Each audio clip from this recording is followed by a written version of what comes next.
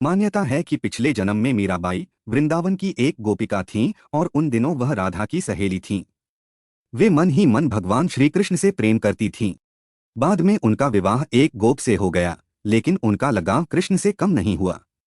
कृष्ण से मिलने की तड़प में ही उन्होंने प्राण त्याग दिए। उस समय उनका नाम ललिता बताया जाता है।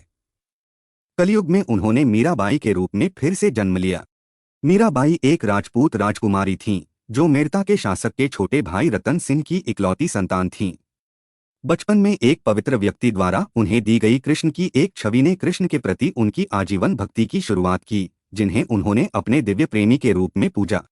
विवाह योग्य होने पर मीराबाई के घर वाले उनका विवाह करना चाहते थे, लेकिन मीराबाई श्री कृष्ण को पति मानने के कारण किसी और से विवाह नहीं करना चाहती थी। मीराबाई की इच्छा के विरुद्ध जाकर उनका विवाह मेवाड़ के राजकुमार भोजराज के साथ कर दिया गया। विवाह के कुछ साल बाद ही मीराबाई के पति भोजराज की मृत्यु हो गई। पति की मृत्यु के बाद मीरा की भक्ति दिनों दिन बढ़ती गई।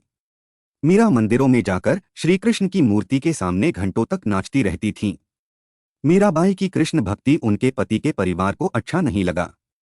उनके परिजनों ने मीरा को कई बार विष देकर मारने की भी कोशिश की, लेकिन श्री कृष्ण की कृपा से मीराबाई को कुछ नहीं हुआ। इसके बाद मीरा वृंदावन और फिर द्वारिका चली गई। वहां जाकर मीरा ने कृष्ण भक्ति की और जोगन बनकर साधु संतों के साथ रहने लगी। कहते हैं कि जीवन भर मीराबाई की भक्ति करने के कारण उनकी मृत्यु श्री कृष्ण की भक्ति करते हुए ही हुई थी।